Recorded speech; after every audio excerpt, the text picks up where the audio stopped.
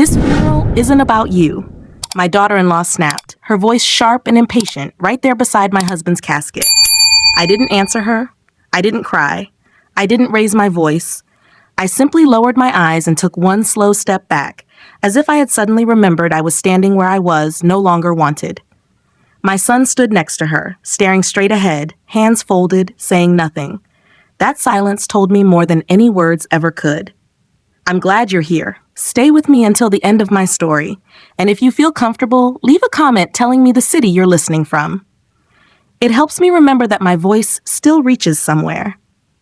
The funeral home smelled of lilies and polished wood. Soft music played in the background, the kind my husband would have called too quiet to be real music. His photo rested on an easel near the front, taken 10 years ago on our anniversary. He was smiling in that gentle way that always made people feel safe. For 41 years, that smile had been my shelter. I stood there in my black coat, the same one I wore to our daughter's graduation and our son's wedding. It suddenly felt too heavy on my shoulders. Not because of grief alone, but because I could feel myself shrinking in that room, as if my place beside my husband was being quietly reassigned. People came up to offer condolences. He was a good man. You were lucky to have each other. I nodded and thanked them, my hands clasped tightly in front of me so no one would see them trembling. Each time someone spoke to me, I could feel my daughter-in-law's eyes on my back, watching, measuring how long I stayed, how much space I took. At one point, I stepped closer to the casket. Just one step. I wanted a final moment. I wanted to whisper goodbye the way I had every night before sleep. That was when she leaned in and said it, low but clear, like a correction. This funeral isn't about you. As if 41 years of marriage were a footnote, as if grief needed permission. I moved away without a word. I found an empty chair near the wall and sat down. From there, I watched the room like a stranger. I noticed how decisions were being made without looking at me, which hymns were chosen, who would speak, even where the flowers would go afterward. Everything had already been decided. My son avoided my eyes. He looked older than his 46 years, his jaw tight, his shoulders stiff. I searched his face for something, regret, conflict, anything, but all I saw was exhaustion and surrender. I realized then that he had already chosen the easier silence. The service ended quietly. Chairs scraped softly against the floor. People filed out in small groups. I remained seated until the room was almost empty. No one rushed me. No one waited either. When I finally stood, my legs felt weak, but my back was straight. I touched the edge of the casket once, just with my fingertips. Goodbye, I whispered, too softly for anyone else to hear. As I walked toward the exit, I understood something with unexpected clarity. That sentence, "This isn't about you," wasn't spoken in anger. It was spoken as a statement of fact. And in that moment, I knew my life had quietly shifted into something I would have to face alone. But I also knew this. I was still standing. And that mattered more than they realized. The house felt different the moment I unlocked the door. The silence wasn't peaceful. It was hollow, like the sound had been drained from the walls. I stood there with my coat still on, keys in my hand, staring at the living room we had shared for decades. His shoes were still by the door, one pair brown, one black, exactly where he left them the morning he went to the hospital and never came back. I didn't cry. Not then.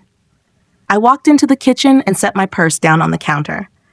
The clock above the stove read 3:17 p.m., the same clock I used to complain about because it ran 2 minutes fast. He always said it kept us on time. I hadn't fixed it. I didn't want to. I made myself a cup of tea out of habit, not thirst. The kettle whistled too loudly in the quiet house. When I sat down at the small table, I noticed there were only 2 mugs in the drying rack. I hadn't washed his yet. I left it where he put it last, like proof that he had been real. The funeral replayed in my mind in pieces, not as one event. Her voice, that sentence, my son's silence. The way people looked away afterward, as if they weren't sure who I was allowed to be anymore. After my husband died, I expected grief.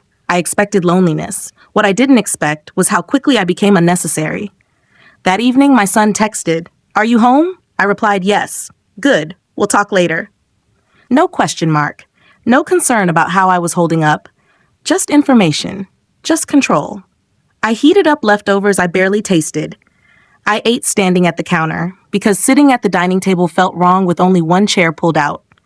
The house creaked the way it always had, but now every sound felt like it belonged to someone else. Later, I heard a car pull into the driveway. My son and his wife came in without knocking. She walked ahead of him, already scrolling on her phone, already in charge.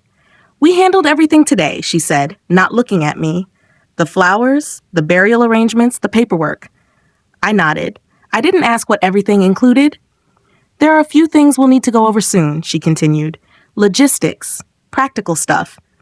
My son stood by the door, hands in his pockets. He wouldn't meet my eyes. I realized then that I wasn't being included. I was being managed. That night, I went into the bedroom and sat on the edge of the bed we had shared for 41 years. His pillow still held the shape of his head. I didn't move it. I lay down on my side and stared at the ceiling until morning. The next few days blurred together. People stopped calling. Meals became smaller. Conversations shorter. I noticed how my daughter-in-law spoke to me now, slowly, carefully, the way people talk when they think you're fragile or in the way. She started saying things like, "You don't need to worry about that, and we'll take care of it, and it's probably too much for you right now." Each sentence sounded kind on the surface. Each one pushed me further out. I didn't argue. I didn't defend myself. I listened. Grief does something strange when you're older. It doesn't explode. It settles. It sinks into your bones and teaches you to be very still. And in that stillness, you start to see things clearly. By the end of that week, I understood something I hadn't wanted to admit. My husband wasn't the only thing I had lost. I had lost my place. The changes didn't happen all at once. They arrived quietly, disguised as small, reasonable decisions. On the fourth morning after the funeral, I woke up to voices downstairs. I lay still, listening. My son and his wife were in the kitchen. Papers rustled. Drawers opened and closed. I heard my name once, spoken softly, followed by a pause. When I came down, they stopped talking. She smiled at me, polite and tight. "We're just organizing things," she said. "There's a lot to handle." I poured myself coffee and sat at the table. The mail was stacked neatly in front of her, already sorted. I noticed my name had been pushed to the bottom. That afternoon, I realized my bedroom door no longer locked properly. The small brass key I'd used for years was gone. I searched the drawer where I always kept it. Empty. When I asked, she shrugged. "Oh, I moved some things around. You don't really need to lock doors in your own home, right?" I nodded, though something in my chest tightened. Later that day, I went to the study to look for a folder my husband kept with our insurance papers. The filing cabinet was locked. It had never been locked before. My son stood behind me, clearing his throat. "We're consolidating documents," he said, "just to make things easier." "For who?" I asked. He didn't answer. Over the next few days, the house began to feel unfamiliar. My favorite chair was moved closer to the wall. A lamp I used every evening disappeared. Boxes started appearing in the hallway, labeled in neat handwriting. Storage, donations, office. One evening, I overheard her on the phone. "She doesn't really use that room anymore," she said. "It would make sense to repurpose it." That room had been my sewing room. I'd spent years there, mending clothes, making curtains, fixing hems for my grandchildren. I stood in the hallway, unseen, and listened until the call ended. At dinner, they spoke to each other, not to me. Plans were discussed as if I weren't sitting at the table. When I asked a question, she answered quickly, like a teacher humoring a slow student. "You don't need to worry about those details," she said. "We've got it handled." My son nodded, always nodding. The most painful moment came when I opened the hall closet and found several of my coats missing. Not gone entirely, just moved, folded neatly into boxes. "I thought we'd start decluttering," she explained. "You won't need most of these." I ran my hand over the fabric of a coat my husband had bought me 20 years ago. I didn't argue. I closed the box and stepped away.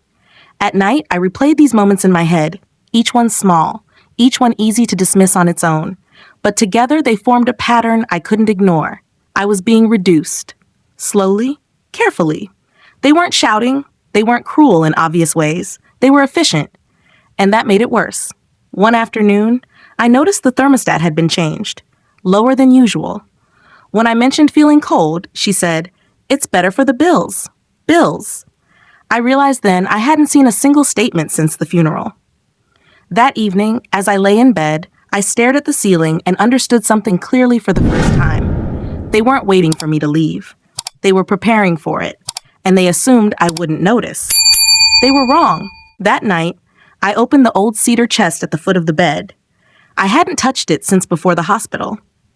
The lid creaked softly as I lifted it, releasing the familiar scent of wood and time.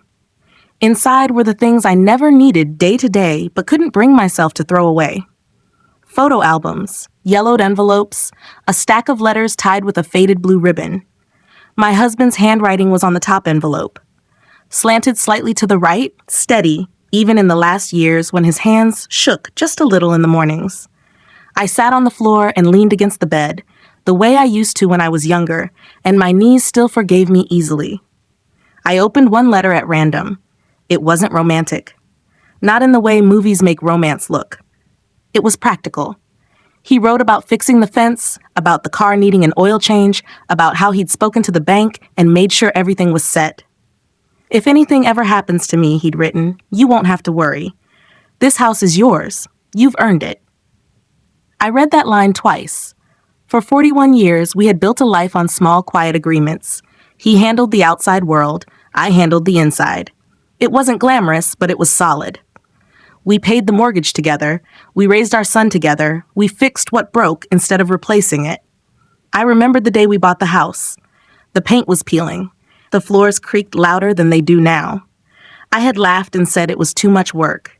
He squeezed my hand and said, we'll grow into it. We did. I remembered winters when money was tight and summers when it wasn't. The nights he came home tired and still asked about my day, the way he always introduced me as my wife, even after decades, like it still mattered to say it out loud. When our son was born, he held him like something fragile and permanent all at once. We'll always take care of her, he'd said then, nodding toward me. No matter what. That promise echoed in my head now, louder than the ticking clock downstairs. I understood, sitting there on the floor, that my husband had been more than a partner. He had been a buffer, a shield. Not because my son or his wife were cruel back then, but because his presence kept lines clear, roles respected. Without him, everything blurred. I folded the letter carefully and placed it back in the chest. My chest felt tight, but my thoughts were steady. Grief had already done its worst to me. What remained was clarity. The next morning, I watched my daughter-in-law move through the house like she owned it. Confident, decisive, rearranging without asking. I watched my son follow a step behind, tired but compliant. I realized then that they hadn't just stepped into the space my husband left behind. They had rushed into it, and they assumed I would remain where I had always been. Quiet, accommodating, grateful for whatever space was left to me. They didn't know about the letters, or the conversations my husband and I had late at night when the house was dark and the world felt manageable. They didn't know what had been promised to me, and they didn't know that I remembered every word. I closed the bedroom door gently behind me and went downstairs. I wasn't ready to speak yet, but I was done forgetting. The following Sunday, someone knocked on the door just after noon. I wasn't expecting anyone. Since the funeral, visits had stopped as suddenly as they had started. I opened the door slowly and found Mrs. Calder standing on the porch. She lived 3 houses down. Her hair was neatly pinned, her coat buttoned all the way up, even though the day was warm. I hope I'm not intruding, she said. I saw your light on. You're not, I replied, stepping aside. Please, come in. She sat at the kitchen table and wrapped her hands around the mug I offered her, though she didn't drink. She kept looking at the doorway, as if making sure we were alone. I debated whether I should say anything, she began. But I've known your husband for over 20 years, and I don't like what I've been seeing. I waited. A few days before he passed, she continued, your daughter-in-law stopped by my place. She asked about property values in the neighborhood, specifically about your house. I felt my stomach tighten, but my face remained still. She asked if homes like yours sold quickly, Mrs. Calder said, and whether older owners usually moved out before or after listing. I thanked her quietly. There's more, she added, lowering her voice. Yesterday, I overheard her on the phone while walking my dog. She was talking about downsizing options and timelines. I heard your name. When she left, the house felt quieter than before. That afternoon, my daughter-in-law approached me with a smile that didn't reach her eyes. "We've been thinking," she said, leaning against the counter. "This house is really too much for one person." I nodded slowly. "There are some nice senior communities nearby," she went on. "Single level, maintenance free. You wouldn't have to worry about stairs or repairs." My son stood behind her, arms crossed, eyes fixed on the floor. "You wouldn't be alone," she added. "It would be better for everyone." Better. That word again. I looked around the kitchen, the cabinets I'd painted myself, the small crack in the tile near the sink that my husband had always meant to fix. Everything in that room carried a memory. None of them were large. All of them were mine. "I'll think about it," I said. She smiled, satisfied, as if my agreement were already implied. That evening, I called an old friend of my husband's, a man he'd worked with for years. We spoke briefly, carefully. He confirmed what Mrs. Calder had suggested. "There's been some activity," he said. "Inquiries, preparations." After I hung up, I sat in the dark living room for a long time. The television off, the lights off. I listened to the house settle. I understood now. This wasn't concern. It wasn't kindness. It was strategy. They hadn't waited for me to grieve. They had waited for me to weaken. My daughter-in-law believed silence meant submission. My son believed peace meant compliance. They thought I would trade memory for convenience, ownership for relief. They were wrong. That night, I made a list, not on paper, in my mind. Names, dates, conversations, every small moment I had dismissed before. I didn't feel angry. I felt alert. And for the first time since the funeral, I slept through the night.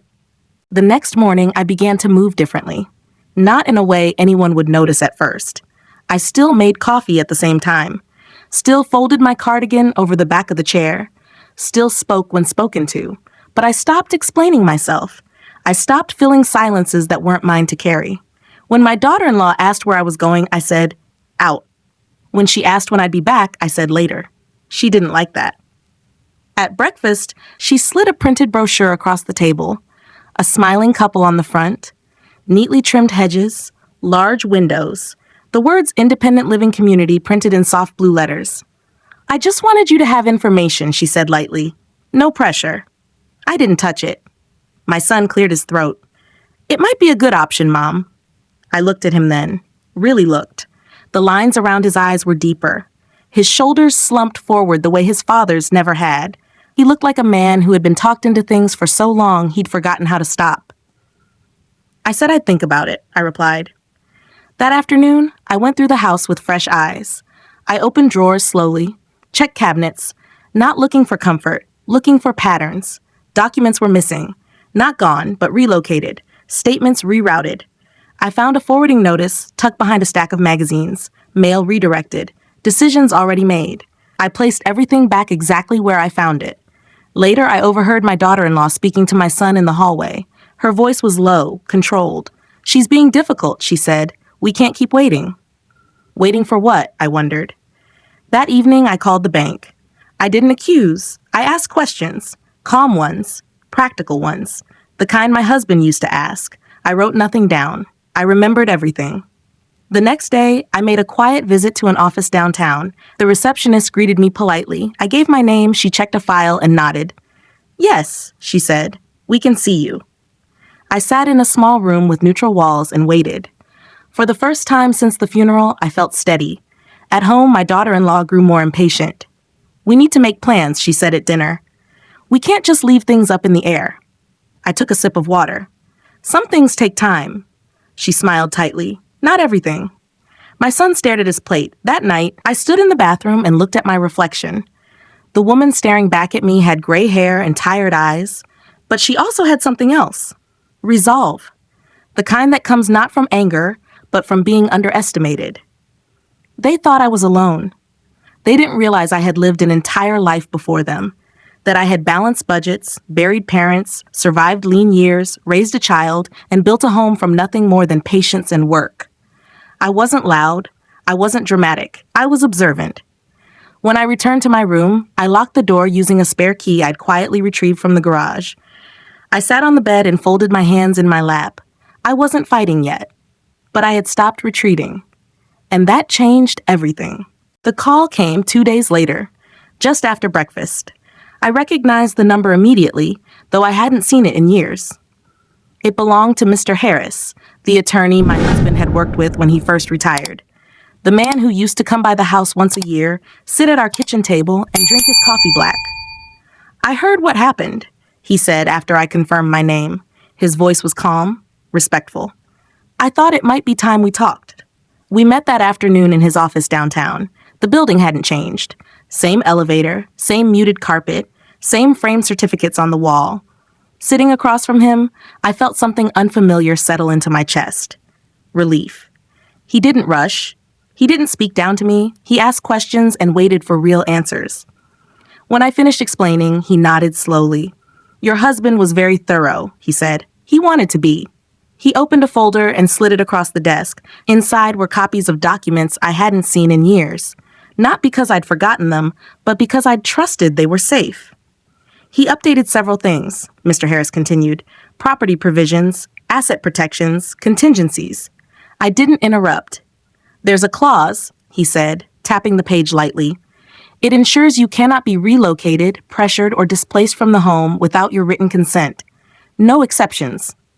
I let out a breath I hadn't realized I was holding. "He was worried about transitions," Mr. Harris added, "not because he didn't trust your son, but because he understood dynamics change." When I returned home, my daughter-in-law was on the phone. She stopped speaking when she saw me, watched me carefully as I walked past. That evening, I made dinner as usual.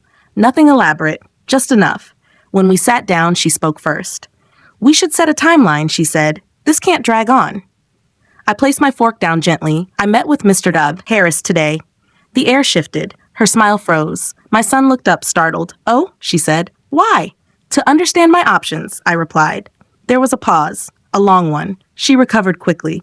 "That won't change the reality," she said. "This house is protected," I finished quietly. My son stared at me. "What do you mean?" I didn't raise my voice. I didn't explain everything. I didn't need to. I had seen enough, heard enough. "I mean," I said, "that no decisions are being made without me." That night, she didn't speak to me again. Later, alone in my room, I thought about my husband, about the way he used to plan ahead, about the things he never said out loud but still took care of. He had known, and he had trusted me to stand when the time came.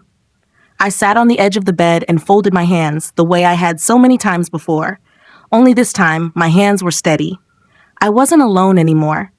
Not because someone was standing beside me, but because I was finally standing for myself. After that night, the house changed again, but this time the shift was different. My daughter-in-law became quieter, not kinder, quieter. She watched more than she spoke. Doors closed more softly, phone calls moved to the driveway or the backyard. When I entered a room, conversations paused instead of stopping altogether. I paid attention. On Wednesday morning, I noticed a folder on the dining table. Thin, manila. My name written on the tab in neat block letters. Inside were printouts, listings, floor plans, a highlighted paragraph titled Transition Support Services. She hadn't handed it to me. She had left it where I would find it. I returned it to the exact spot without opening it further. That afternoon, I went through the desk in the study again, slowly, methodically. I wasn't searching for comfort now. I was confirming facts. I checked dates, compared handwriting, matched statements to conversations I remembered. Things didn't line up. There were emails printed and tucked into the back of a drawer, not addressed to me, not forwarded. Conversations about next steps, about resistance, about how long I might hold out. One line stayed with me. She won't push back. She never has. I closed the drawer carefully. At dinner, my son finally spoke. "You've been different lately," he said. I looked at him. "I've been listening." He frowned. "To what?" "To what isn't being said." My daughter-in-law cut in smoothly. "No one is against you," she said. "We're just trying to be realistic." "About what?" I asked. She hesitated. "Just long enough." "The future," she replied. I nodded. "So am I." That night, I heard the printer running after midnight. I didn't get up. I didn't interrupt. I let the sound finish. Let the silence return. The next morning, I checked the trash bin in the garage. Under coffee grounds and folded paper towels were shredded documents, not enough to hide completely. Pieces of a letterhead, a partial date, a signature I recognized, my husband's, not original documents, copies, but copies made recently. I stood there for a long moment, holding one small strip of paper between my fingers. I understood now. This wasn't impatience.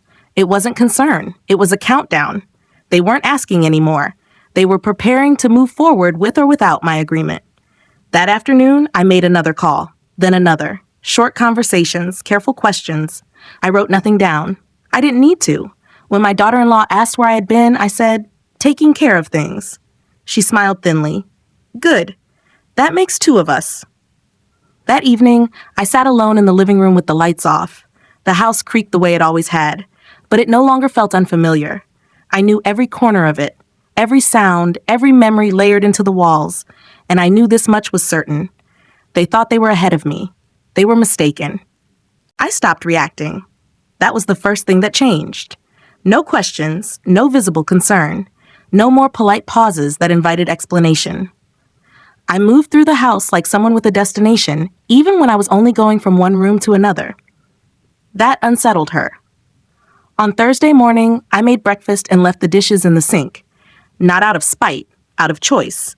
When my daughter-in-law noticed, she hesitated, then washed them herself. She didn't comment. She watched me instead. I spent the late morning in my room with the door closed. Not sleeping. Thinking. Reviewing conversations in my head the way my husband used to review contracts. Slowly, line by line. I remembered things I had dismissed before. How she always insisted on being present when finances were discussed. How mail had gradually stopped coming directly to me. How decisions were framed as favors. How often the word easier had been used, as if my life were an inconvenience to manage. At noon, I left the house without saying where I was going. I drove across town, parked 2 blocks away, and walked the rest of the distance. The building I entered wasn't impressive. Plain sign, glass door, no waiting room full of people. Just quiet, I asked for copies. Not originals. Copies. Dates matched. Timelines aligned. Assumptions became facts. I thanked the woman at the desk and left without rushing. When I returned home, my son was alone in the living room. He looked up as I entered, surprise flickering across his face. "You didn't say you were going out," he said. "I didn't need to," I replied. He opened his mouth, then closed it again. That evening, my daughter-in-law tried a different approach. She brought dessert to the table, sat closer, spoke gently. "We all want the same thing," she said. "Stability." I nodded. "Then honesty matters." Her smile slipped for just a second. That night, I laid everything out on my bed. Not papers, thoughts. The sequence was clear now. The pressure, the redirection, the quiet removal of my authority. They hadn't expected me to notice because they hadn't expected me to change. They still believed I was grieving, distracted, vulnerable. They didn't understand that grief sharpens some people. I placed my husband's letter back into the cedar chest and closed the lid. Then I took out a small notebook I hadn't used in years. I wrote down dates, names, short phrases, nothing emotional, just facts. In the hallway, I heard my daughter-in-law on the phone again. "She's slowing things down," she said, "but it won't matter." I closed the notebook. Later, as I lay in bed, I felt something settle into place. Not anger, not fear, control, not over them, over myself. They believed the next step would be theirs to take. They were wrong. The next move would be mine. The meeting was set for Friday morning.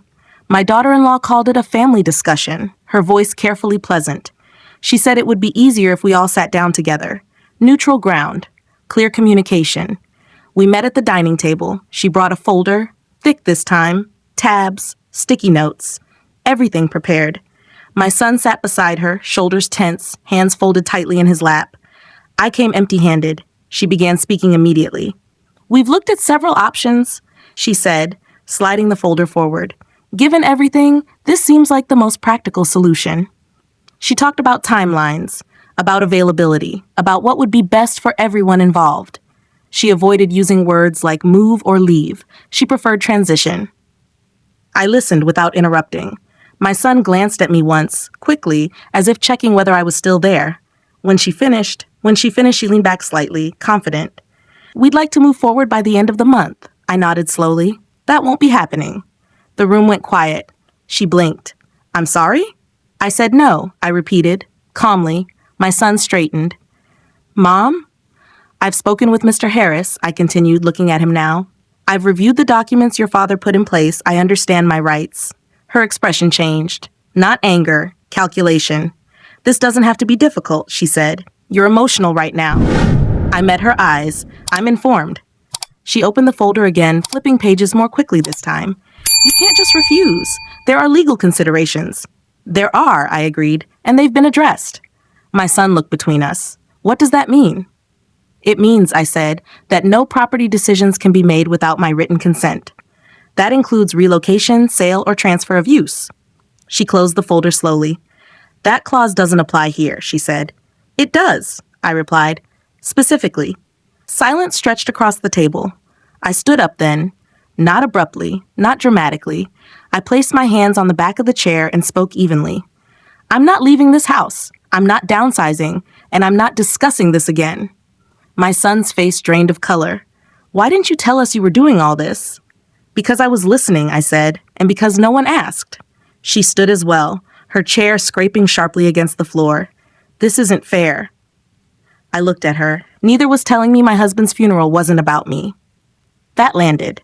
She opened her mouth, then closed it. I gathered my cardigan from the chair and walked toward the hallway. I didn't slam doors. I didn't raise my voice. I didn't look back. Behind me, I heard my son call my name. I didn't stop. For the first time since my husband died, I felt something solid beneath my feet. Not grief. Ground. The silence that followed that meeting stayed with us. Not the awkward kind. Not the kind that begs to be filled. It was heavy. Deliberate. Every sound in the house seemed louder against it. Footsteps. Doors. The hum of the refrigerator late at night. My daughter-in-law avoided me completely after that. She no longer left folders on tables or spoke in careful suggestions. She moved quickly, tightly, as if every moment had become an inconvenience. Her phone calls grew sharper, shorter. I heard my name less often, and when I did, it was followed by long pauses. My son changed too. He lingered in doorways now, started conversations he didn't finish. One evening, he stood in the kitchen while I washed a single plate. I didn't know Dad set things up like that, he said. I know, I replied. He shifted his weight. She thought you wouldn't fight. I didn't look up. She thought wrong. That night, I overheard an argument behind their closed door. Low voices. Controlled anger. Her words came faster than his. I couldn't make out everything, but I didn't need to. She was losing control. The next morning, I noticed the folder from the meeting sitting on the counter again. This time, unopened. Untouched. It stayed there all day. In the afternoon, Mr. Harris called to check in. He didn't sound surprised. These situations often escalate right before they settle, he said. When I hung up, I stood by the window and watched the street. Cars passed. A neighbor walked her dog. Life continued, indifferent to our small war inside these walls. At dinner, my daughter-in-law finally spoke to me directly. We need to talk, she said. I finished chewing before answering. About what? This isn't sustainable, she snapped. You can't just take over. I met her eyes calmly. I never left. Her face flushed. You're turning him against me. My son looked up sharply. That's not fair. She stared at him, stunned. For the first time since the funeral, he didn't look away. I didn't turn anyone, I said. I stood where I always have. She pushed back her chair and stood. You planned this. No, I replied. I survived it. She left the table without another word. Later that night, my son knocked on my door. Hesitated. Knocked again. I should have said something sooner, he said quietly. At the funeral, at home, all of it. I studied his face. He looked like a child again for just a moment. Tired, unsure. I didn't need you to fight, I told him. I needed you to see. He nodded slowly. From that day on, things shifted. She stopped pushing, stopped suggesting, stopped pretending concern. What remained was resentment, quiet but unmistakable. She spoke to me only when necessary. Every word clipped, controlled. But the pressure was gone. The countdown had stopped. They had believed I would collapse under grief, that I would step aside to keep the peace. That silence meant permission. They had misjudged me, and now for the first time, they understood exactly who they were dealing with. The house grew quiet again after that. Not tense, not heavy, just quiet. My daughter-in-law stopped trying to manage me. She stopped offering suggestions disguised as concern. She stopped pretending we were on the same side. We passed each other in hallways like distant relatives at a reunion, polite, brief, contained. My son began coming into the kitchen more often. Sometimes he helped without being asked. Sometimes he sat and said nothing at all. We didn't revisit the meeting. We didn't dissect what had happened. There was no need. One evening, I found him standing in the living room, holding one of his father's old sweaters, the one with the loose thread at the cuff. "I didn't realize how much he protected you," he said quietly. "He didn't protect me," I replied. "He respected me." That seemed to land differently. Weeks passed, then months. I stayed. I tended the garden the way I always had, trimmed the hedges, replaced the light bulb in the hallway myself. The house returned to its rhythm, one small routine at a time. No announcements, no declarations, just continuity. One afternoon, I opened the cedar chest again. I took out my husband's letter and read it once more, not to remind myself of what I had lost, but of what I still carried. He had trusted me. That trust had not been misplaced. On the anniversary of his passing, I visited the cemetery alone. I stood quietly, hands folded, and spoke out loud for the first time since the funeral. "I'm still here," I told him, "and I'm all right." When I returned home, the lights were on. Dinner was already made. My son had cooked. My daughter-in-law stayed in the other room. It didn't matter. What mattered was this. I was no longer invisible in my own life. I thought back to that moment at the funeral, her voice, that sentence. "This isn't about you." She had been wrong. The funeral wasn't about me. That was true. But what came after it was about dignity, about memory, about a woman who had spent decades giving quietly and learned, finally, how to stand without asking permission. I didn't need apologies. I didn't need vindication. I didn't need to be feared. I needed my place back. And I took it. Not with anger, not with revenge, with clarity. If you're listening to this and you've ever been told, directly or quietly, that your grief was inconvenient, your presence unnecessary, or your life already over, hear this. It isn't. You don't disappear because someone else decides you should. You remain. And sometimes, remaining is the strongest act of all.